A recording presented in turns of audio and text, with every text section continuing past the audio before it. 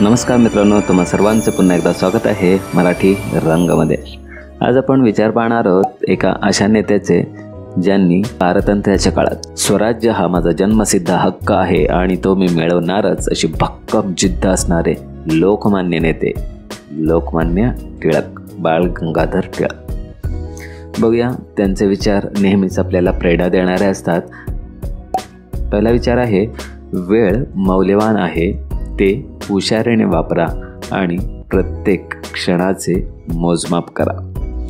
म्हणजेच आपण आपला वेळ योग्य ठिकाणी वापरला पाहिजे। आजकाल बरीच मुलं हे त्यांचा वेळ मोबाईलवर खेळ खेळण्यातच किंवा इतर वायफळ ज्याचा काही उपयोग होणार नाही अशा ठिकाणी खर्च करत असतात। त्यामुळे तुमचे आयुष्य आणि तुम्हाला आयुष्यात मिळालेले जे क्षण आहेत ते खूप मौल्यवान आहेत, खूप मर्यादित आहेत। त्यामुळे त्यांचा योग्य पद्धतीने वापर करावा। जितका कमीत कमी वेळात तुम्हाला तुमच्या यशापर्यंत पोहोचता येईल ते तुमच्या पुढील आयुष्यासाठी जास्त लाभदायी असेल। खूप चांगले विचार आहेत। दररोज स्वतःची सुधारणा करण्याचा प्रयत्न करा। तुम्ही काल होता त्यापेक्षा चांगले राहण्याचा ध्येय ठेवा। हे खूप आहे, कारण काल आपण जे साध्य केलेलं आहे आज त्याच्यापेक्षा जास्त साध्य करण्याचं किंवा काल ज्या आपण चुका केल्या होत्या त्या चुका आज आपण टाळायच्या आहेत। हे आपण तेव्हाच करू शकतो जेव्हा आपण रोजच्या रोज आपल्या जीवनाचा, आपल्या घडलेल्या घटनांचा अंदाज करू शकतो। त्यामुळे दररोज तुमच्या स्वतःमध्ये सुधारणा करा। तुमचं ध्येय तेच असलं पाहिजे। तिसरे विचार आहेत, यश केवळ वैयक्तिक लाभासाठी नाही, हे समाजावर सकारात्मक प्रभाव पाडल्याबद्दल असावे। म्हणजे तुमचे यश हे केवळ तुमच्यासाठीच मर्यादित ठेवू नका। तुम्हाला मिळालेले यश म्हणजेच तुमची कीर्ती, पैसा हे तुम्ही तुमच्याजवळच ठेवू नका। ते तुम्हाला कसे मिळालेलं आहे याचे विचार, याच्याविषयीची माहिती तुमच्या मित्रांना, तुमच्या समाजातील इतर घटकातील सभासदांनाही ती मिळाली पाहिजे, ज्याच्यामुळे त्यांचेही आयुष्य तुमच्याप्रमाणे यशस्वी होण्यास किंवा चांगले होण्यास मदत होईल। तेच खरं तुमच्या यशाचं जास्त उपयोग झाल्यासारखं असेल। ज्यांनी तुमच्या संधीचा मार्ग मोकळा केला त्यांच्या बलिदानाची आठवण ठेवा।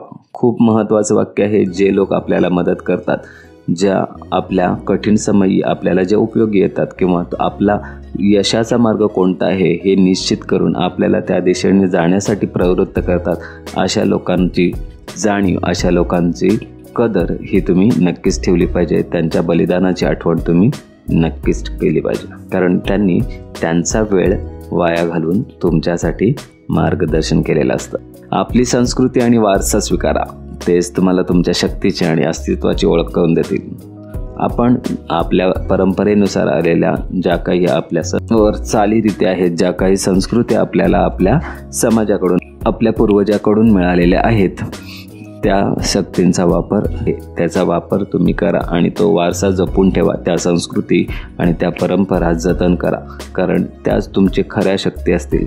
त्यामध्ये काही ना काहीतरी नक्कीच यशाचं गमक दडलेलं असतं। त्यामुळे त्याचं जपन करा, त्यांचा स्वीकार करा। न्याय आणि धार्मिकतेच्या शोधात निर्भयता हे खरे ध्येयाचे लक्षण आहे।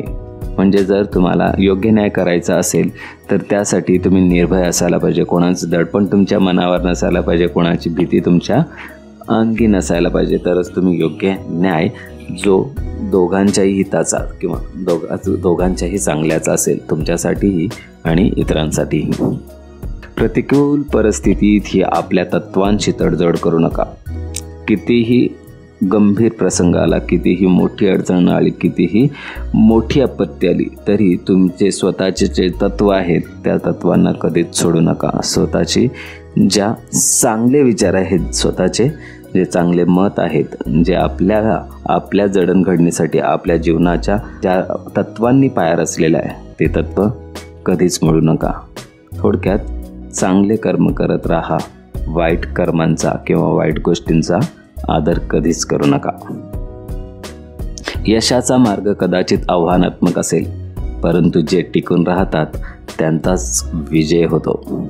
अगदी खरं आहे, कारण यश सहजासहजी कोणालाच मिळत नाही आणि जर ज्यांना मिळतो त्यांना तो टिकवता येत नाही। त्यामुळे जितका खडतर मार्ग असेल, जितका यशाचा मार्ग आव्हानात्मक असेल, तितकाच तो टिकवून ठेवण्यासाठी आव्हानात्मक असतो आणि या आव्हानात जो कोणी टिकून राहतो तोच खरा विजयी होतो, तोच यशस्वी होतो. आव्हानाबद्दलचा तुमचा दृष्टिकोन तुमचे चारित्र्य परिभाषित करतो. त्यांना वाढीच्या संधी म्हणून स्वीकारा. म्हणजे तुमच्या आयुष्यात येणारी आव्हानं ही तुम्हाला तुमचे दृष्टिकोन, तुमचे मत, तुमचे विचार बदलवत असतात किंवा विचार घडवत असतात. तुम्हाला त्यांना सामोरे कशा प्रकारे जायचं आहे यावरून तुम्ही तुमचे कर्तृत्व सिद्ध करत असता. त्यामुळे ही येणारी आव्हानं ही अजून जास्त येतील असाच विचार करा, कारण त्यामुळे तुमच्या येणाऱ्या संधीही वाढत असतात. कारण जितकी आव्हानं येतील तितक्या तुमच्या संधी वाढतील आणि तुम्ही तितक्या यशाच्या जवळ पोचाल. लक्षात ठेवा की लहान कृती देखील महत्त्वपूर्ण बदल घडवून आणू शकतात. तुम्ही आहात तिथून सुरुवात करा. खरंच आहे, आपले यशासाठी आपल्याला खूप काही मोठं करायचं आहे असाच विचार करत कधीकधी आपण सुरुवातही करत नाही. पण खरं तर छोट्या छोट्या गोष्टीतून सुरुवात करत करत जर गेलो तरच आपण मोठ्या शिखरापर्यंत पोचत असतो.